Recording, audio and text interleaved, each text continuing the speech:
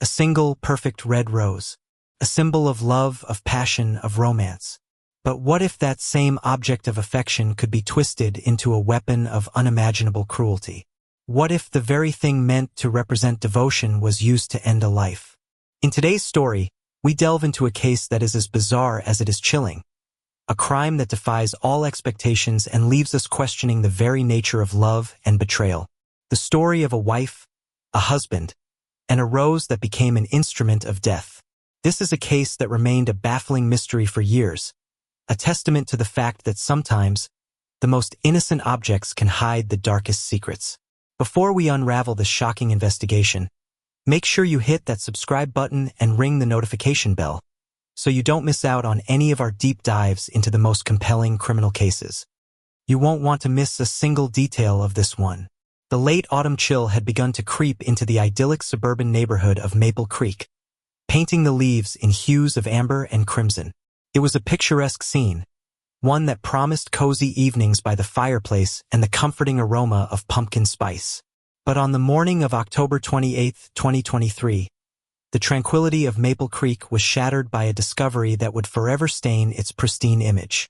Detective Miles Corbin, a man whose weary eyes had seen more than their fair share of human depravity, pulled his unmarked sedan to a halt in front of the immaculate two-story Victorian house on 12 Elm Street. The flashing lights of a patrol car cast an eerie, pulsating glow on the perfectly manicured lawn, a stark contrast to the otherwise serene morning.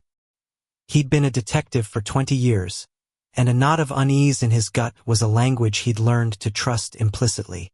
Today it was screaming at him.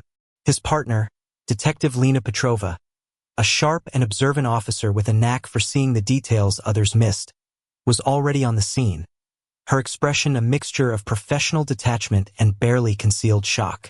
"Miles, you're not going to believe this one," she said, her voice low as he approached the yellow police tape.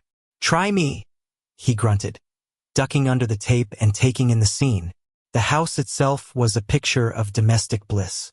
A white picket fence, a porch swing gently swaying in the breeze, and a collection of cheerful-looking garden gnomes stood guard over a bed of prize-winning roses. It was the kind of place that made you think of freshly baked apple pie and a happy, loving family. "The victim is Arthur Penhaligon, 45. Lena began, her breath forming a small cloud in the crisp air. "His wife, Eleanor, called it in. Said he wasn't breathing." "And?" Miles prompted, his gaze sweeping over the exterior of the house, looking for anything out of place. "And?" Lena paused, her eyes meeting his. "The initial report from the first responders is unusual. They can't determine an immediate cause of death. No signs of forced entry, no obvious wounds." As they stepped through the front door, the interior of the house was just as pristine as the exterior. Everything was in its place. Polished hardwood floors gleamed, and the air carried the faint, pleasant scent of potpourri. It was a home that spoke of order and meticulous care. But as they moved further into the living room, the scene took a jarring turn. Arthur Penhaligon lay on the plush oriental rug, his body positioned in a way that seemed almost staged. He was dressed in a silk pajama set, his hands folded neatly on his chest. His eyes were closed, and his expression was peaceful, almost serene. It looked as though he had simply drifted off to sleep. But the stillness was absolute, the pallor of his skin a stark indicator of the life that had been extinguished. Miles knelt beside the body, his experienced eyes scanning for any sign of a struggle, any indication of what had happened. He noted the slight discoloration around Arthur's neck, a faint, almost imperceptible bruising that could easily be overlooked. He gently tilted the man's head and saw it a tiny, almost invisible puncture wound just below his ear. "Lena, get the ME in here, stat," he said, his voice a low growl. "And tell them to be careful. We've got something very strange here." As the forensics team began their meticulous work, Miles and Lena started their interview with the grieving widow, Eleanor Penhaligon. She was a woman who seemed to have stepped out of a bygone era. Her silver hair was perfectly coiffed, her posture was ramrod straight, and her eyes, though red-rimmed from crying, held a steely resolve. She sat in a high-backed armchair, a porcelain teacup cradled in her delicate hands, and recounted the morning's events with a calm, measured tone.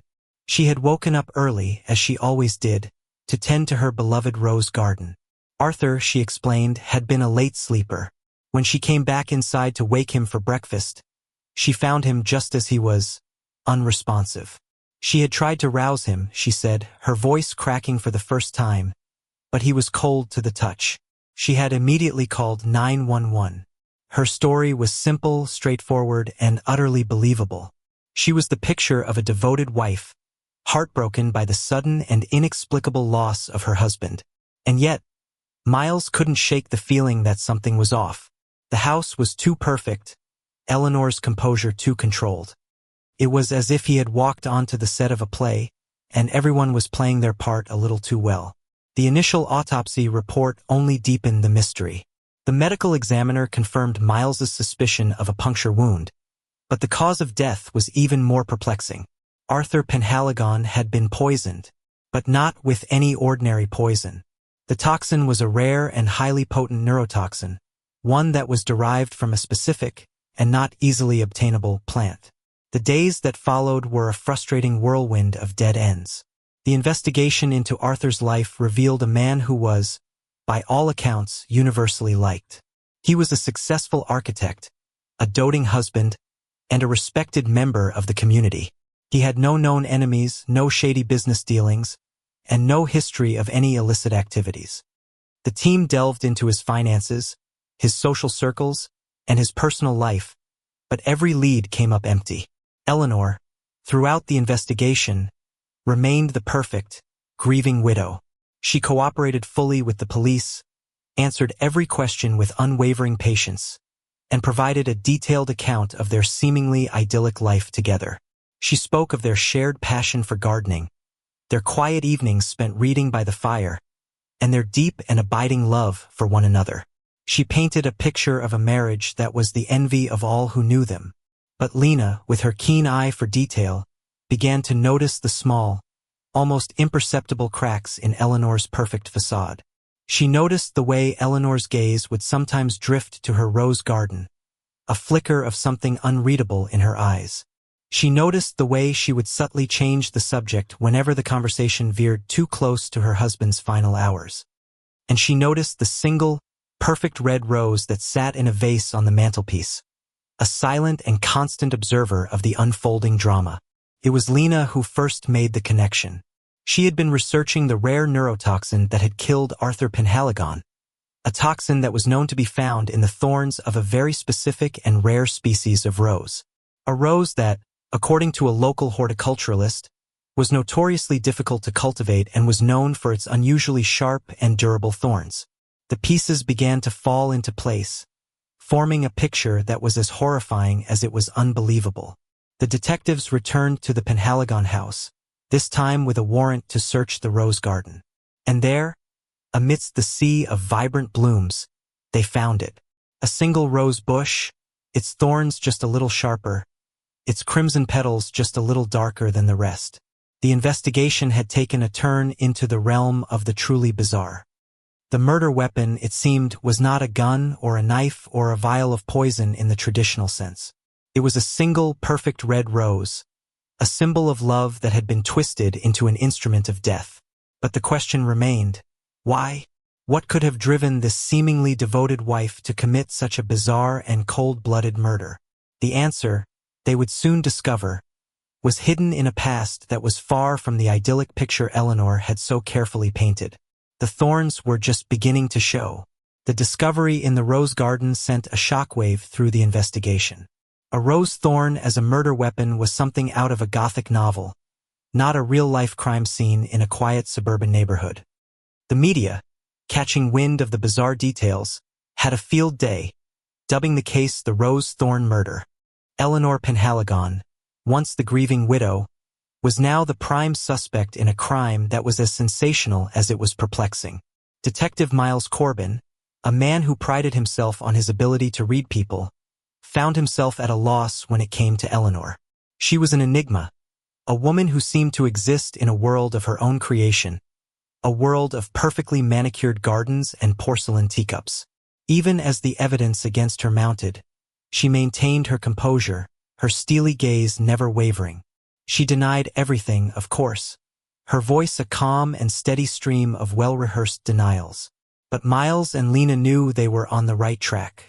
The forensic analysis of the rose thorn found in the garden confirmed the presence of the same rare neurotoxin that had killed Arthur Penhaligon. And a closer examination of the puncture wound on Arthur's neck revealed microscopic fragments of the thorn. A perfect match. The how was becoming clearer, but the why remained shrouded in mystery. To understand the motive, they needed to delve deeper into the seemingly perfect marriage of Arthur and Eleanor Penhaligon. They began by re-interviewing friends, family, and neighbors, this time with a more critical eye. And slowly, a different picture began to emerge, a picture that was far from the idyllic one Eleanor had so carefully constructed. Friends spoke of Arthur's controlling nature, his obsession with order and perfection. They described how he would belittle Eleanor in subtle ways, his words like 1,000 tiny cuts. They spoke of her isolation, of how Arthur had gradually cut her off from her friends and family, leaving her with no one but him. He had built a gilded cage for his beautiful wife, a cage of wealth and privilege, but a cage nonetheless. Eleanor's estranged sister, a woman who had not spoken to her in years, provided the most damning testimony. She spoke of a younger Eleanor, a vibrant and independent woman with dreams of her own, dreams that had been slowly and systematically crushed by her domineering husband. She spoke of Arthur's rages, his fits of jealousy, and his constant need to be in control. She painted a picture of a woman who was not a partner in a loving marriage, but a prisoner in her own home. The detectives also uncovered a series of letters, hidden in a dusty old hatbox in the attic. They were letters from Eleanor to her sister, letters filled with a quiet desperation, a silent scream for help. She wrote of her loneliness, her fear, and her growing sense of hopelessness. She wrote of a man who loved her not for who she was, but for the perfect, beautiful object he could possess and control. As they pieced together the fragments of Eleanor's life, a new narrative began to take shape. This was not a story of a cold-blooded killer, but of a woman pushed to the brink, a woman who had finally found a way to break free from her gilded cage. The murder, as bizarre and as calculated as it was an act of desperation, a final, desperate attempt to reclaim her own life. The investigation then turned to the rose itself. How had Eleanor, a woman with no scientific background, managed to obtain and cultivate such a rare and deadly plant? The answer, they discovered, was in a collection of old, leather-bound books in Arthur's study. He had been an avid collector of rare and exotic plants, and among his collection was a book on poisonous flora, a book that detailed the properties of the very rose that had been used to kill him. It was a chilling discovery. Arthur, in his obsession with control, had unwittingly provided his wife with the perfect murder weapon, a weapon that was as beautiful as it was deadly, a weapon that would leave almost no trace. Eleanor, it seemed, had been a meticulous planner. She had spent months, perhaps even years, cultivating the rose, tending to it with the same care and attention to detail that she applied to every other aspect of her life. She had learned about its properties, its potency, and the most effective way to use it. She had waited for the perfect moment, the moment when her husband was at his most vulnerable, and then she had struck with a precision and a coldness that was both terrifying and, in a strange way, admirable. The trial of Eleanor Penhaligon was a media sensation. The courtroom was packed every day with reporters and curious onlookers, all eager to catch a glimpse of the rose-thorn murderess. Eleanor, as always, was a picture of calm and composure. She sat through the proceedings with an air of detached indifference, her expression unreadable. The prosecution laid out its case with a chilling precision. They presented the forensic evidence, the testimony of friends and family, and the letters that revealed the dark underbelly of the Penhaligons' seemingly perfect marriage. They painted a picture of a cold and calculating woman who had planned her husband's murder with a terrifying meticulousness. But Eleanor's defense attorney, a sharp and charismatic lawyer named Julian Croft, had a different story to tell. He spoke of a woman who had been a victim of years of psychological abuse, a woman who had been pushed to the edge by a controlling and domineering husband. He argued that the murder was not an act of malice, but an act of self-preservation, a desperate attempt to escape a life of quiet desperation. The trial became a battle of narratives, a clash of two competing versions of the truth. Was Eleanor a cold-blooded killer or a victim who had finally fought back?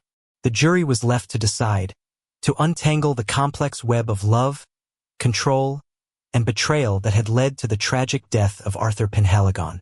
As the trial drew to a close, a final, shocking piece of evidence was revealed. A diary, discovered by the defense team in a hidden compartment in Eleanor's jewelry box.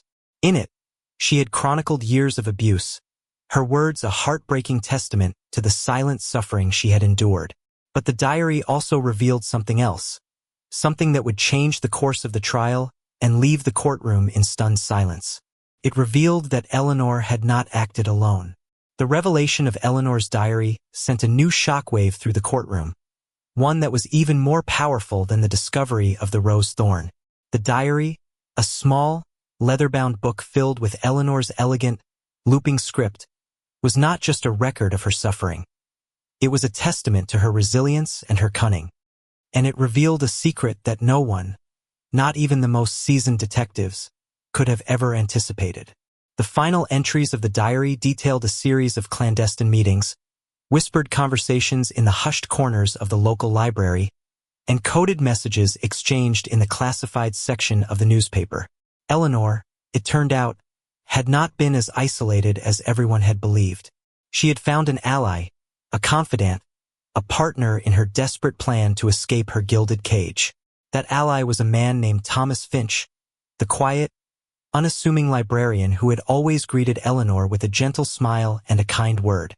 To the outside world, he was a lonely bachelor, a man who lived a solitary life surrounded by books. But in the pages of Eleanor's diary, he was a co-conspirator, a man who had not only provided her with the emotional support she so desperately needed, but had also played a crucial role in the planning and execution of Arthur's murder. The diary revealed that it was Thomas who had helped Eleanor research the rare and poisonous rose. He had scoured old, forgotten texts in the library's archives, books that detailed the cultivation and properties of the plant. He had been the one to procure the seeds, using his connections in the world of rare book and plant collectors. And he had been the one to help her devise the plan, a plan that was as brilliant as it was diabolical. The prosecution, caught off guard by this new revelation, scrambled to investigate Thomas Finch. They found a man who was, on the surface, the very picture of respectability. He had worked at the Maple Creek Library for over 30 years, and his record was spotless. But a closer look at his life revealed a man with a hidden past, a man who had his own reasons for wanting to see Arthur Penhaligon dead. Years ago, Thomas's younger sister had been engaged to a promising young architect, a man who had been a rising star in his field. But the engagement had ended abruptly, and his sister, heartbroken and humiliated, had taken her own life. That young architect, the detectives discovered, was none other than Arthur Penhaligon. The pieces of the puzzle were finally coming together, forming a picture that was far more complex and far more tragic than anyone could have ever imagined. This was not just a case of a wife who had been pushed too far. It was a story of a thorny alliance, a pact between two people who had been wronged by the same man, two people who had found a common cause in their shared desire for revenge. The trial took a dramatic turn as Thomas Finch was brought in for questioning. At first, he denied everything, his quiet demeanor a shield against the barrage of questions. But as the evidence from Eleanor's diary was presented, his composure began to crumble. And when he was confronted with the story of his sister, the dam of his carefully constructed composure finally broke. In a tearful and emotional confession, Thomas admitted to his role in the murder. He spoke of the guilt and the anger he had carried for years, the sense of injustice that had festered within him. He spoke of how he had seen his sister's pain reflected in Eleanor's eyes, and how he had felt a duty to help her, to protect her from the same man who had destroyed his own family. The courtroom was in an uproar. The Rose Thorn murder, A case that had already captured the public's imagination with its bizarre and sensational details had just become even more so.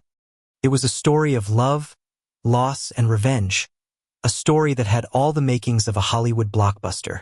In the end, both Eleanor Penhaligon and Thomas Finch were found guilty of murder. But the jury, moved by the story of their shared suffering, recommended a lesser sentence, a sentence that reflected the complex and tragic circumstances of the case. Eleanor, the woman who had once been the perfect, submissive wife, had become a symbol of defiance, a woman who had dared to fight back against her abuser. Her story, though a tragic one, was also a story of empowerment, a story of a woman who had found her own, albeit twisted, way to reclaim her life.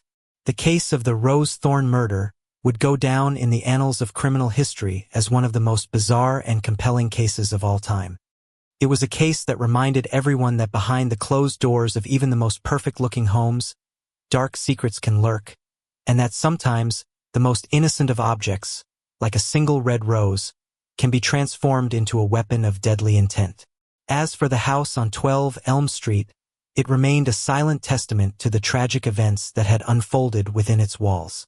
The Rose Garden, once a source of pride and beauty, was now a place of sorrow and remembrance.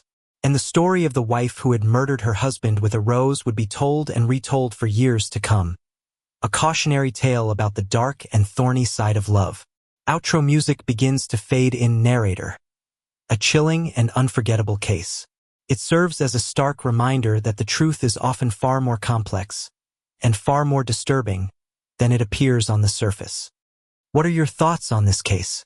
Do you believe Eleanor was a victim or a villain? Let us know in the comments below. And if you found this story as compelling as we did, don't forget to like, share, and subscribe for more deep dives into the most shocking criminal cases. Until next time, stay safe. The world of the Maple Creek Women's Correctional Facility was a universe of concrete and steel, a stark, brutalist antithesis to the vibrant, meticulously curated life Eleanor had once known. The palette of her existence was reduced to shades of gray and drab khaki, a far cry from the crimson reds and emerald greens of her prized rose garden. The air, thick with the scent of disinfectant and quiet desperation, was a constant assault on senses once accustomed to the delicate fragrance of blooming flowers. Yet, Eleanor Penhaligon did not break. She bent, she adapted, but she did not shatter. The same meticulous control she had once exerted over her home and garden, she now applied to her small 6-by-9-foot cell. Her thin blanket was always perfectly folded, her few permitted books arranged by height, her movements precise and economical. She became a model prisoner, a quiet, almost spectral presence who moved through the harsh routines of prison life with the same unreadable composure she had displayed in the courtroom. She was given a job in the prison library, a place of quiet order that suited her disposition. It was there, surrounded by the silent stories of 1,000 other lives, that she found a semblance of peace. And it was from there that she began her correspondence with Thomas Finch, who was serving his own sentence in a men's facility 100 miles away. Their letters, censored and read by prison authorities, were masterpieces of subtext and restraint.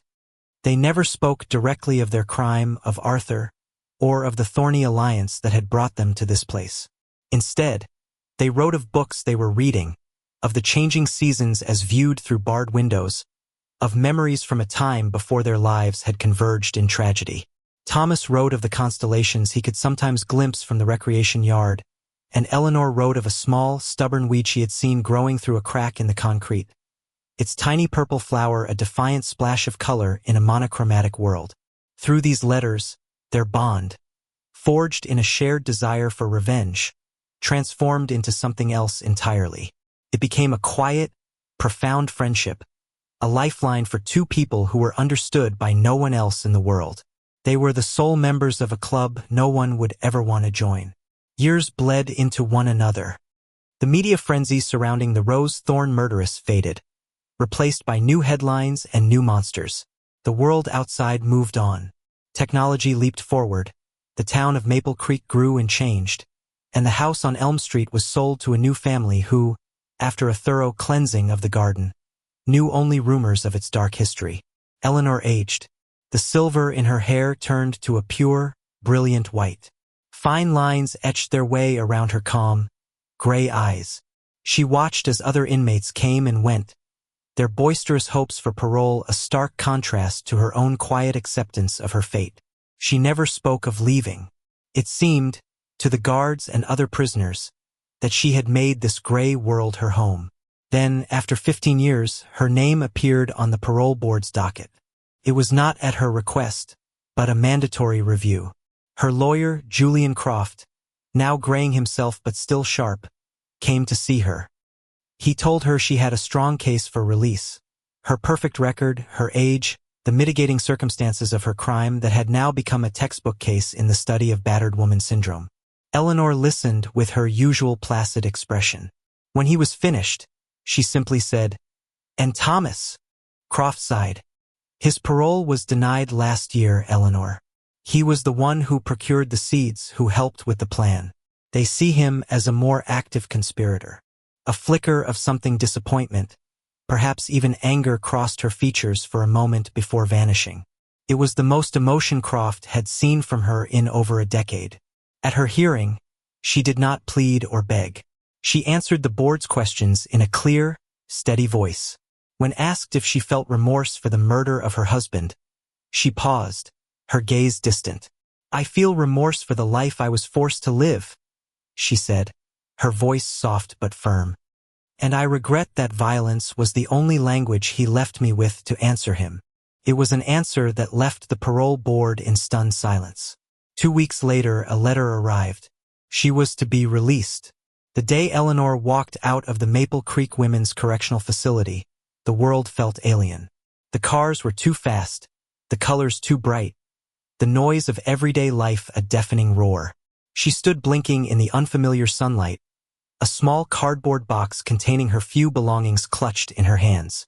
She was 70 years old and utterly alone. A car pulled up to the curb.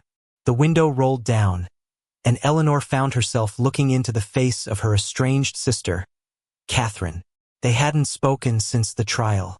Catherine's face was older, softer, the hard lines of anger replaced by a hesitant sorrow. "The diary," Catherine said, her voice thick with unshed tears. "I read the transcripts at the trial, but I never really understood. I'm sorry, I should have seen. Words were not necessary." Eleanor slowly got into the car, and the two sisters drove away from the prison, a silent, fragile truce settling between them. A few weeks later, after settling into a quiet new life in a small apartment across the state, Eleanor asked Catherine to drive her back to Maple Creek one last time. She didn't want to see the people or the town, just one thing. They parked down the street from 12 Elm Street. The house was different now, painted a cheerful yellow instead of the stately Victorian white. The picket fence was gone, replaced by a low stone wall. A child's bicycle lay overturned on the lawn. But the garden was still there.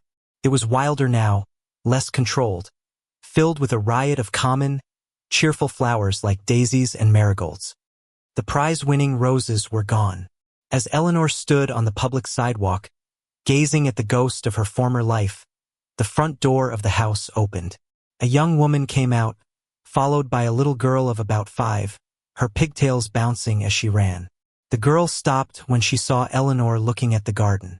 She looked at her mother, who gave a slight, hesitant nod. The little girl trotted over to a patch of daisies near the sidewalk. She carefully picked one, its white petals and bright yellow center a simple, uncomplicated joy. She walked over to Eleanor, her small face serious, and held it out. "For you," she said. Eleanor looked down at the child, and then at the simple flower in her hand. It had no thorns. It held no poison. It was not a symbol of a tortured, passionate love, but a simple offering of kindness. Slowly, her wrinkled hand reached out and took the daisy. Her fingers, which had once cultivated a rare and deadly bloom, gently closed around the fragile stem. A single tear, the first she had shed in 15 years, traced a path down her cheek. She was free.